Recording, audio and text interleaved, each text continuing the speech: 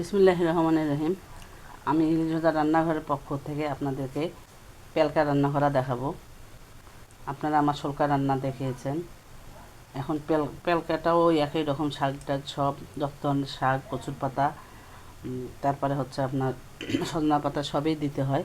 কিন্তু মূলত এর যেটা রেসিপি হচ্ছে গোপন রেসিপি, এই দেখছেন ছোট ছোট পুঁই পাতাগুলা, এই পুঁই শাকের এই ছোট ছোট পাতাগুলো নিতে হয়, এগুলাই বেশি নিতে হয়। এখন আমি এগুলো নিয়েছি, তার সাথে এগুলো আমি সব একসাথে করে ভালো করে ধুয়ে নিয়েছি। একটা তরই নিয়েছি, দেখেন এই তরইটা আমি কেটে ছোট ছোট করে দিয়ে দেব। আর আগে থেকে আমি শুটকি ভেজে গুঁড়া করে নিয়েছি, আপনারা গোটাও রাখতে পারেন। এটা শোলকার চেয়ে একটু আলাদাভাবে রান্না করতে হয়, এটাও খেতে খুব দুর্দান্ত হয়। এখানে আমি ভাতের মাড়ি দিয়ে দিব।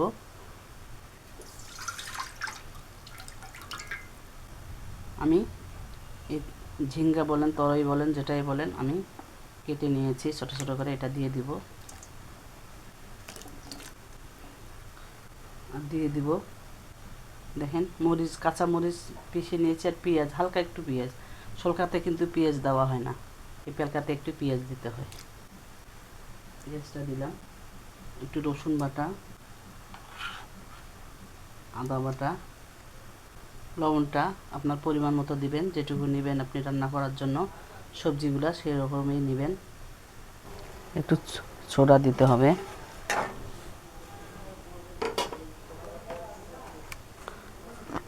তেলটা একটু হালকা, এটা অপশনাল, দিলে দিতে পারেন, না দিলে নেই। দিলে একটু জিনিসটা মসৃণ হবে। আর কোনো দেওয়ার দরকার নেই। আমি এখন ঢাকা দিয়ে কিছুক্ষণ ফুটিয়ে নেব।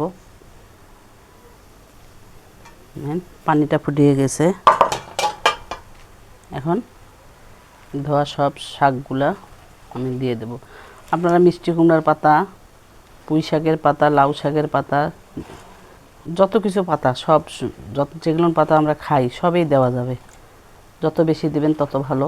সজনার পাতা, কচু পাতা এবং এই পুঁই পাতাটা, এইটা হচ্ছে একবারে যেটা দিতেই হবে। ছোট পুঁই পাতাটা, যেটা আমরা দেশি পুঁই পাতা বলি, সেটা। অনেকে কিন্তু এই শোলকা পেলকাটা গুলিয়ে ফেলে, শোলকাটা একটু ছোট ছোট করে কেটে নিতে হয় হাতের মধ্যে করে, আর পেলকাটা এমনি সব কিছু একবারই দিতে হয়, এটাই পার্থক্য। এবং ওটা আর নাড়তে হয় না, এই পেলকাটা লাস্টে একটু নাড়তে হয়। আর এই যে তরইটা দিছি, এই তরইটা দেওয়ার কারণে খাবারটা একটু ভালো লাগে। এখন আমি নেড়ে চেড়ে ঢাকনাটা দিয়ে দেব।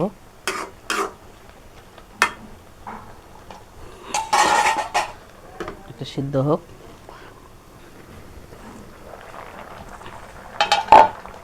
সিদ্ধ হয়ে গেছে, এখন আমি এখানে একটু ধনিয়া কুচি দিয়ে দিব, আর দিব শুটকি, যা আমি ভেজে গুঁড়ো করে নিয়েছিলাম, আপনারা চাইলে ওটাও দিতে পারেন।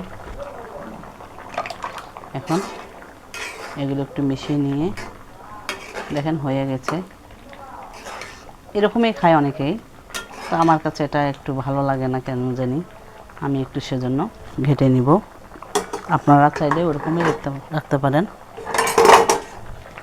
এখন এইভাবে একটু ঘেটে নেব।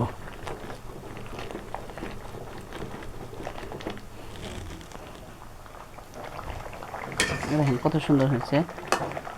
শোলকাটা এক ধরনের, পেলকাটা এক ধরনের হয়ে গেছে আমার। আপনারা একদিন হলেও আমার মতো করে রান্না করে খাওয়ার চেষ্টা করবেন, খুবই মজা লাগে খাবারটা। আপনারা আমার পাশে থাকবেন, আমার চ্যানেলটাকে লাইক করবেন, শেয়ার করবেন।